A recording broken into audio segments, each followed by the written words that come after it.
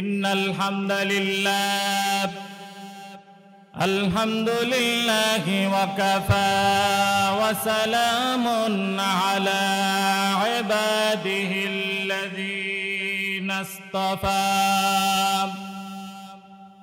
আম্মা বা'দু ফাকাদ ক্বালা আল্লাহু তাবারাকা ওয়া তাআলা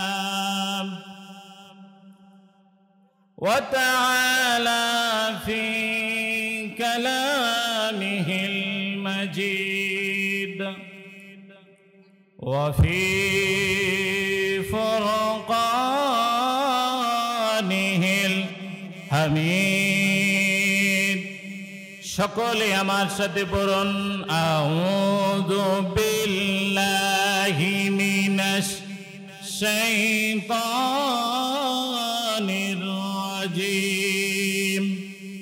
بسم الله الرحمن الرحيم إن الله وملائكته يصلون على النبي يا أيها الذين آمنوا صلوا عليه وسلموا تسليما اللهم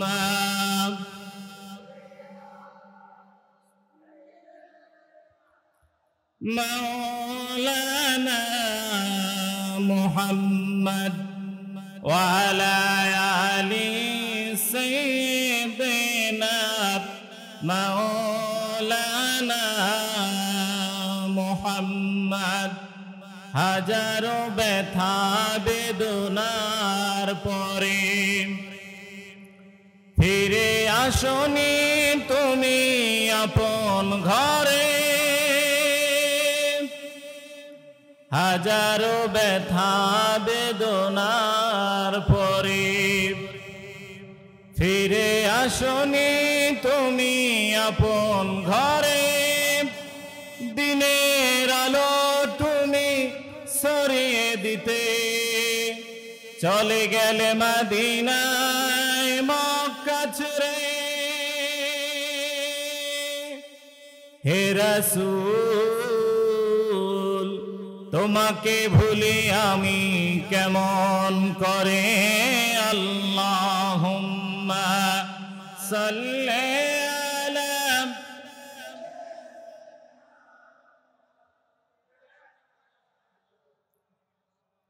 ওয়া আলা আলি সাইয়্যিদিনা মাওলানা মুহাম্মদ সকলে মহব্বতে পূরণ বালাগাল উলা বিকামালিহি কাশাফাদ দুজা বিজামালিহি হাসনাতে জামিউ খিসালিহি সাল্লু আলাইহি ওয়া আলিহি মহান রব্বুল আলামিনের কাছে সর্বপ্রথম লক্ষ কোটি শুকর এবং সুজুদ জ্ঞাপন করছি যেই রব্বে কারীম আবহাওয়ার ভারসাম্যতা অনুকূলে রেখে প্রাকৃতিক সৌন্দর্যে সুশোভিত করে 7 দিন ব্যাপী ওয়াজ মাহফিলের আজ দ্বিতীয় দিবসের সমাপনী রজনীতে আমাদের সকলকে কর্মব্যস্ততা থেকে বিরত রেখে খানকায়ে বশিরিয়া বাটামারার ময়দানে একত্রিত হার সমবেত হার যেই তৌফিক দান করেছেন সেই রব্বে কারীমের দরবারে রাতের নিস্তব্ধতাকে ভঙ্গ করে ইমানের তেজে তেজিয়ান হয়ে সিংহ শার্দুলের ন্যায় আওয়াজ দিয়ে বলি আলহামদুলিল্লাহ। প্রিয় উপস্থিতি, আপনারা এই মাহফিলে আসতে পেরে খুশি না বেজার? কারা কারা বেজার দুহাত তুলে দেখায়। আপনারা কিছু বুঝতে পেরেছেন? জাতি কি এখনো সজাগ আছে না ঘুমিয়ে আছে? অনেকেই কিন্তু এখনো ঘুমিয়ে আছে। ঘুমিয়ে না থাকলে কিন্তু তারা হাত উঠানোর কথা ছিল না। আমরা এখানে এসেছি আল্লাহর কোরআন থেকে কথা শোনার জন্য।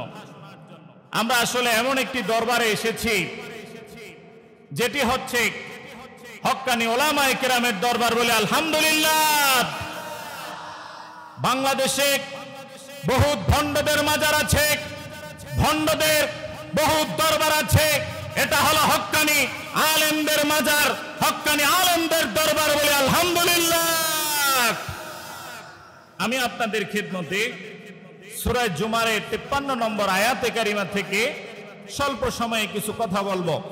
আল্লাহ তাআলা সূরা জুমার 53 নম্বর আয়াতে কারিমাকে সামনে রেখে আমাকে মূল্যবান কথাগুলো বলার, আপনাদেরকে ধৈর্য সহকারে কথাগুলো শ্রবণ করার তৌফিক দান করুক বলে আমিন। আমরা প্রথমে বিতাড়িত মারদুদ শয়তানের ওয়াসওয়াসা থেকে আল্লাহর কাছে পানা চাই। আসুন সকলে বলুন, আউযু বিল্লাহি মিনাশ শাইতানির রাজিম, বিসমিল্লাহির রাহমানির রাহিম। কুল ইয়া ইবাদিয়াল্লাযীনা আসরাফু আলা আনফুসিহিম লা তাকনাতু মির রাহমাতিল্লাহ ইন্নাল্লাহা ইয়াগফিরুয-যুনুবা জামিআ ইন্নাহু হুয়াল গফুরুর রাহিম। আল্লাহু আকবার। সূরা জুমার 53 নম্বর আয়াতে কারিমা। আসুন আমরা জেনে নেই আল্লাহ তাআলা আলোচ্য আয়াতে কারিমাতে উম্মতে মুহাম্মাদীকে কি মেসেজ দিচ্ছেন। আল্লাহ তাআলা বলেন, কুল, হে নবী আপনি মানুষদেরকে বলে দেন, ইয়া ইবাদি, হে আমার বান্দারা। সবার মনোযোগ আছে আমার দিকে? মনোযোগ দিয়ে শুনবেন। হে আমার বান্দারা, আল্লাযীনা যাহারা আসরাফু, অবিচার করেছো। আসরাফুর ব্যাখ্যায় তাফসীরে মাঝহারির ভিতরে বলা হয়েছে আসরাফু মানে হচ্ছে স্বৈরাচার করা, আসরাফু মানে হচ্ছে অবিচার করা, আসরাফু মানে হচ্ছে অন্যায় করা। ইমাম বাগবী রহমাতুল্লাহ আলাইহি তার তাফসীরের কিতাবে লিখেছেন, ইবনে ওমর রাদিয়াল্লাহু তাআলা আনহু থেকে বর্ণিত, তিনি বলেন আসরাফু মানে হচ্ছে কবিরা গুনাহ করা। আল্লাহ তাআলা নবীকে বলেন, হে নবী আপনি আমার বান্দাদেরকে বলে দেন যারা কবিরা গুনাহ করেছে, যারা স্বৈরাচার করেছে, যারা জুলুম করেছে, লা তাকনাতু মির রাহমাতিল্লাহ, তারা যেন আমি আল্লাহর রহমত থেকে নিরাশ না হয়ে যায়। সুবহানাল্লাহ। এটা কি আমাদের জন্য খুশির খবর না দুঃখের খবর? আমাদের পাপ আছে না নাই? আমাদের গুনাহ আছে না নাই? আমরা মানুষের উপর জুলুম করি কিনা? আমরা মানুষকে হত্যা করি কিনা? কিন্তু অন্যায় করার পরে আল্লাহ তাআলা নবীকে বলেছেন, নবী আপনি উম্মতকে জানিয়ে দেন, উম্মত তোমরা যখন গুনাহ করবে, সেটা কবিরা গুনাহ হোক, সেটা বড় গুনাহ হোক, গুনাহ করার পরে তোমরা আল্লাহর রহমত থেকে নিরাশ হয় না। মনে রাখবে গুনাহ যত বড় তার চাইতে আল্লাহর রহমত, আল্লাহর দয়া, আল্লাহর ক্ষমা লক্ষ লক্ষ কোটি কোটি গুণ বড়। সুবহানাল্লাহ। ইন্নাল্লাহা ইয়াগফিরুয-যুনুবা জামিআ, আল্লাহ তাআলা সব গুনাহ ক্ষমা করে দিবেন, কেননা আল্লাহ তাআলা হচ্ছেন ক্ষমাশীল এবং দয়ালু। সুবহানাল্লাহ। আল্লাহ তাআলার 99টা সিফাতি নাম রয়েছে, তার ভিতরে একটা নাম হচ্ছে আল্লাহ হচ্ছেন গফুর, মানে ক্ষমাশীল। সুবহানাল্লাহ। আরেকটা আল্লাহর নাম হচ্ছে আল্লাহ হচ্ছেন রহিম, মানে দয়ালু। বলি সুবহানাল্লাহ। এজন্য প্রিয় উপস্থিতি, আমরা যখন গুনাহ করব, আমরা যখন পাপ করব, আমরা গুনাহ করার পরে, পাপ করার পরে আমরা আল্লাহর কাছে ক্ষমা চাইব, আল্লাহর রহমত থেকে আমরা নিরাশ হব না। আমরা তাহাজ্জুদের জায়নামাজে চোখের পানি ফেলে আল্লাহর কাছে কায়ে মনোবাক্যে দোয়া করব, তাহলে আল্লাহ তাআলা আমাদের গুনাহগুলোকে ক্ষমা করে দিবেন, মাফ করে দিবেন। সুবহানাল্লাহ। প্রিয় উপস্থিতি, আল্লাহ তাআলা বান্দার গুনাহ ক্ষমা করতেন পারেন কিনা? পারে কিনা? এতে তাফসিরে ইবনে কাসির, তাফসিরে মাঝারি, তাফসিরে জালালাইন, তিনটা তাফসিরের কিতাবে এসেছে। বুখারী এবং মুসলিমের হাদিস, এক ব্যক্তি 99 জন লোককে, এক ব্যক্তি 99 জন লোককে হত্যা করেছে। বলি নাউযুবিল্লাহ। আচ্ছা, 99 জন লোককে যে হত্যা করেছে, এটা কি ছোট গুনাহ না বড় গুনাহ? আমাদের এখানে যারা আমরা এসেছি, আমরা কি এমন কেউ আছি যে 99 জন লোককে হত্যা করেছি? নাই। তাইলে আমরা তার চেয়ে আগানো কিনা? আগানো। লোকটি 99টা হত্যা করেছে। হত্যা করার পরে সে বনি ইসরাইলের একজন আবেদের কাছে গিয়েছে। বনি ইসরাইলের একজন আবেদের কাছে গিয়েছে। আবেদের কাছে গিয়ে বলেন, ও আবেদ, আমি এক নয় দুই নয়, এই পৃথিবীতে অন্যায়ভাবে ইল্লা বিগয়রি হক, অন্যায়ভাবে 99 জন মানুষকে হত্যা করেছি, দুনিয়ার জমিন থেকে বিদায় করে দিয়েছি। আমার কি এখন তওবার রাস্তা খোলা আছে কিনা?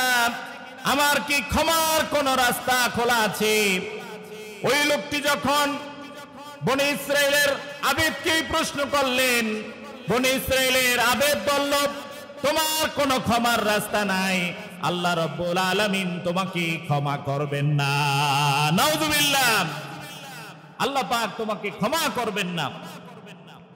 লোকটি এই কথা শুনে তিনি আরো রাগান্বিত হয়ে গেলেন যে এই ব্যক্তি বলেছে তোমার কোনো ক্ষমা নাই, সঙ্গে সঙ্গে তাকে হত্যা করেছেন। নাউযুবিল্লাহ। তাহলে এখন কয়টা তার হত্যা হলো? 100টা। 100 জন লোককে হত্যা করেছেন। চলে গেলেন বনি ইসরাইলের একজন আলেমের কাছে। বনি ইসরাইলের একজন আলেমের কাছে গিয়ে বলেন, ও বনি ইসরাইলের আলেম, আমি এক নয় দুই নয়, এই পৃথিবীতে 100 জন লোককে হত্যা করেছি। এখন আমি আপনার কাছে এসেছি।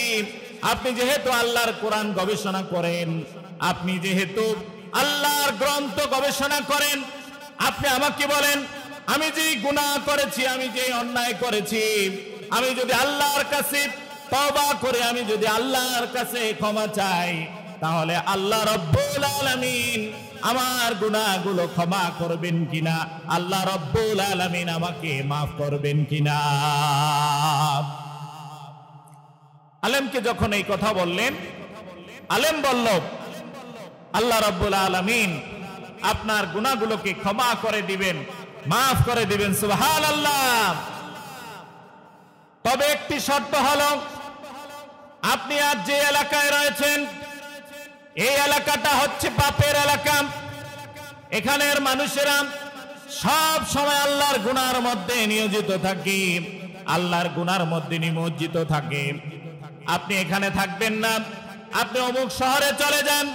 ওই শহরের লোকেরা সব সময় আল্লাহ রাব্বুল আলামিনের ইবাদত করে, ওই শহরের লোকেরা আল্লাহওয়ালা। আপনি সেই শহরে চলে যান, আপনি এই শহর ত্যাগ করে আল্লাহওয়ালা শহরে আপনি চলে যান। সুবহানাল্লাহ।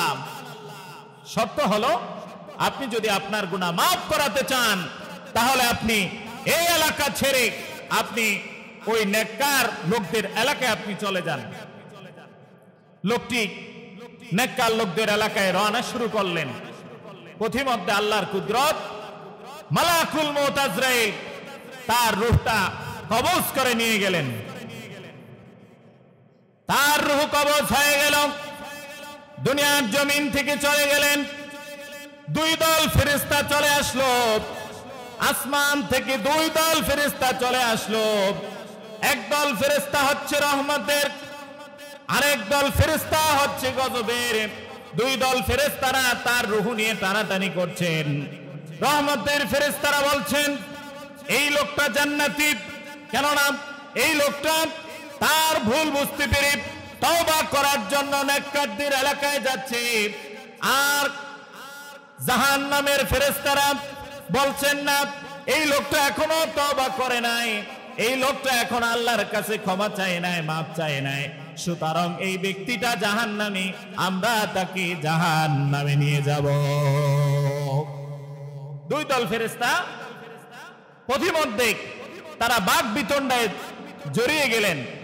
একদল বলতেছে লোকটা জাহান্নামী, আরেক দল বলতেছে লোকটা জান্নাতি। আল্লাহ পাক আসমান থেকে ফয়সালা দিলেন, ফেরেশতাদেরকে বললেন, ও আমার ফেরেশতারা, তোমরা একটি রশি নাও, তোমরা একটি মাপ যন্ত্র নাও, তোমরা একটি রশি নিয়ে মাপো, সে যেখানে মারা গেছে ওই এলাকা থেকে নেককারদের এলাকা কাছে না, সে যেখানে মারা গিয়েছে ওইখান থেকে বদকারের এলাকা কাছে, তোমরা রশি দিয়ে একটু মাপ দিয়ে দাও।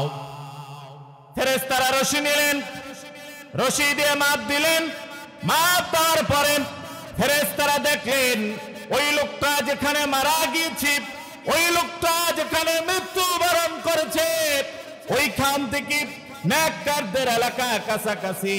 আল্লাহ রাব্বুল আলামিন ফয়সালা দিলেন, আল্লাহ পাক আসমান থেকে ঘোষণা দিলেন, ও আমার ফেরেশতারা, সে যেখানে মৃত্যুবরণ করেছে তার কাছ থেকে যেহেতু নেককারদের এলাকা কাছাকাছি, এই জন্য জান্নাতের ফেরেশতারা তোমরা তার রূহটাকে জান্নাতে নিয়ে যাও।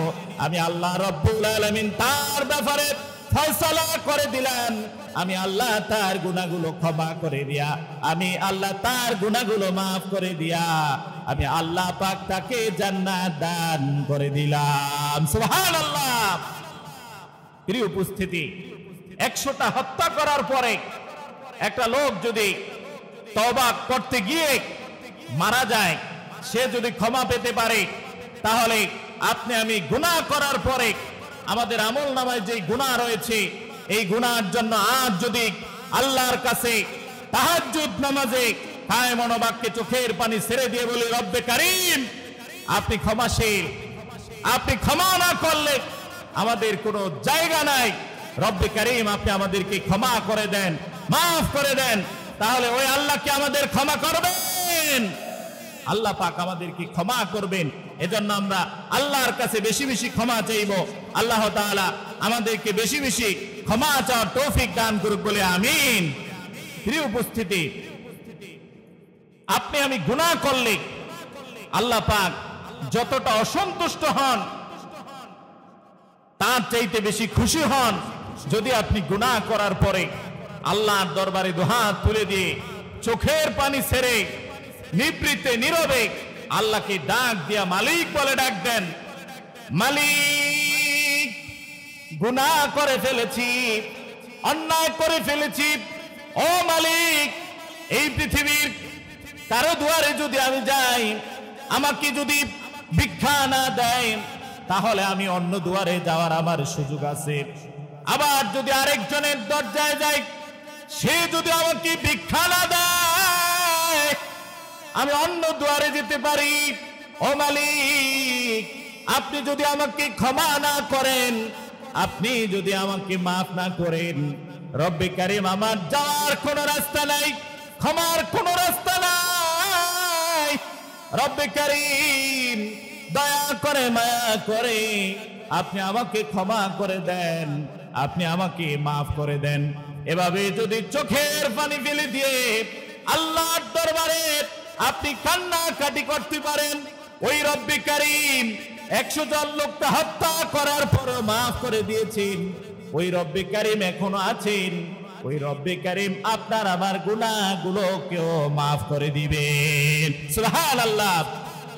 আল্লাহ পাক কতটা দয়ালু, বান্দার প্রতি কতটা রহমশীল।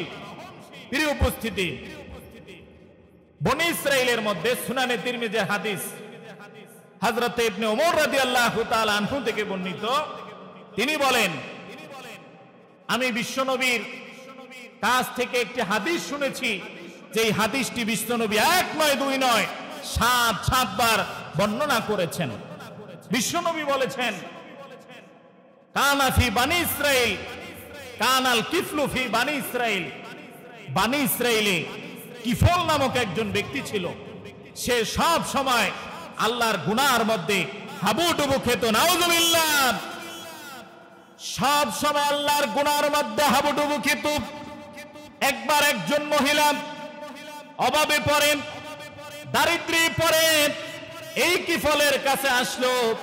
কিফলের কাছে আসার পরে কিফলকে বলল, ও কিফল, আমি অত্যন্ত দারিদ্র্যে ক্লিষ্ট হয়ে আমি অভাবে পরে তোমার কাছে এসেছি, মেহেরবানি করে তুমি আমাকে কিছু সহযোগিতা করো, তুমি আমাকে কিছু দান করো। ওই লোকটা যেহেতু গুনাহগার, ওই লোকটা মহিলা কি বলল, ও মহিলা, আমি একটা শর্তে তোমাকে অর্থ দান করতে পারি। মহিলা বলল, কিফল সেই শর্তটা কি? এবার কিফল বলল, তুমি যদি আমার সাথে জিনায় লিপ্ত হও, অশ্লীলতায় লিপ্ত হও, তাহলে আমি তোমাকে 7 দিরহাম দান করব। নাউযুবিল্লাহ। কিফল মহিলাকে অশ্লীলতার জিনার প্রস্তাব দিলেন।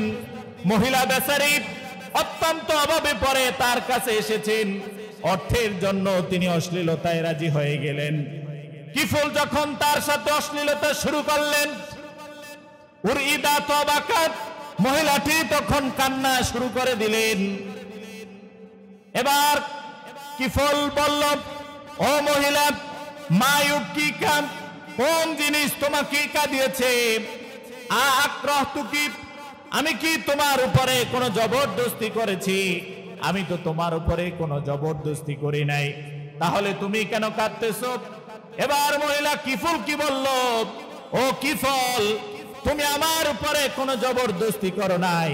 ও কিফল, শুনে রাখো, আমি এই পর্যন্ত আমার জীবদ্দশায় কোনোদিন আমি এই কাজ করি নাই, অশ্লীলতায় আমি নিমজ্জিত হই নাই। আজকে অভাবের কারণে, দারিদ্র্যের কারণে তোমার সাথে আমি অশ্লীলতায় লিপ্ত হতে বাধ্য হয়েছি। আমি কখনো এই কাজ করি নাই, আজকে অর্থের জন্য, অভাবের জন্য আমি তোমার সাথে এই কাজ করতে রাজি হয়েছি। কিফলকে যখন এই কথা বললেন, যতই জুলুম করুক, যতই পাপ করুক, আসলে তো সে মানুষ, কিছুটা হলেও তো তার মধ্যে মনুষ্যত্ব রয়েছে। তার চাইতে সবচেয়ে বড় কথা হচ্ছে, আল্লাহ পাক যাকে হেদায়েত দান করবেন, পৃথিবীর কোন পরাশক্তি তাকে বাধা দিতে পারবে না। ঠিক কিনা মুসলমান? আর আল্লাহ পাক যার কপালে হেদায়েত রাখেন নাই, এই পৃথিবীর কোন শক্তি তাকে হেদায়েত দান করতে পারবে না, পারবে না, পারবে না। ঠিক কিনা মুসলমান? কিফলকে যখন এই কথা বললেন, কিফলের মনটা তখন নরম হয়ে গেল। কিফল তখন বললেন, ও মহিলা, তুমি দারিদ্র্যে ক্লিষ্ট হয়ে আমার সাথে এই কাজ করেছো, এটা তোমার পেশা নয়। যাও, আমি তোমাকে ছেড়ে দিলাম। ইযহাবি, তুমি চলে যাও। ফাহিয়া লাকি, আমি তোমাকে যেই দিরহাম দিয়েছি, যে 7 দিরহাম দিয়েছি, এটা তোমার জন্য, এটা তুমি নিয়ে চলে যাও। বলি সুবহানাল্লাহ। কিফল তাকে ছেড়ে দিলেন। আর কিফল ওই দিন অঙ্গীকার করেছেন, ওয়াল্লাহি লা আসিল্লাহা বাদাহা আবাদান, আল্লাহর কসম, আমি যতদিন এই পৃথিবীতে বেঁচে থাকি ততদিন পর্যন্ত আমি আর আল্লাহর নাফরমানিমূলক কাজ করব না, আমি আর কখনোই গুনাহের কাজে জড়াবো না। আল্লাহু আকবার। তিনি তার ভুল বুঝতে পেরেছেন। আহারে, আমি তো অন্যায় করছি, আমি তো মালিককে ঠকাচ্ছি, আমি তো মালিকের সাথে ধোঁকা দিচ্ছি, আমি তো মালিককে প্রতারণা দিচ্ছি। তিনি তার ভুল বুঝতে পারলেন, সঙ্গে সঙ্গে আল্লাহর কাছে তওবা করলেন। ফামাতা মিন লাইলাতিন, ওই রাতে লোকটা মারা গিয়েছে। রাতে যখন মারা গিয়েছে, সকাল বেলায় লোকজন তার দরজায় লেখা দেখতে পেলেন, ইন্নাল্লাহা কদ গফারা লিল কিফলি, আল্লাহ তাআলা কিফলকে ক্ষমা করে দিয়েছেন, মাফ করে দিয়েছেন। সুবহানাল্লাহ। প্রিয় উপস্থিতি, যেই ব্যক্তি সব সময় গুনাহ করতেন, অন্যায় করতেন, জুলুম করতেন, এমনকি মহিলাদের সাথে নারীদের সাথে অশ্লীলতায় নিমজ্জিত হলেন। লোকটা ভুল বুঝতে পেরে আল্লাহর কাছে যখন তওবা করলেন, তওবা করে রাতেই মারা গেলেন। আল্লাহ তাআলা তওবা করার কারণে তার জীবনের সমস্ত গুনাহগুলো মাফ করে দিয়েছেন। সুবহানাল্লাহ। এজন্য প্রিয় উপস্থিতি, আমাদের আমলনামায় গুনাহ আছে না নাই? এখানে কি এমন কেউ আছেন যে বুকে হাত দিয়ে বলতে পারবেন আমার কোনো গুনাহ নাই? আছেন? এমন কোনো লোক নাই যে বুকে হাত দিয়ে বলতে পারবে আমার কোনো গুনাহ নাই, আমার কোনো অন্যায় নাই, আমার কোনো জুলুম নাই। সবাই আমরা গুনাহগার, সবাই আমরা আল্লাহকে ধোঁকা দিচ্ছি। এজন্য প্রিয় উপস্থিতি, আসুন আমরা মানুষ, আমরা ভুল করব, আমরা গুনাহ করব, এটাই আমাদের স্বভাব।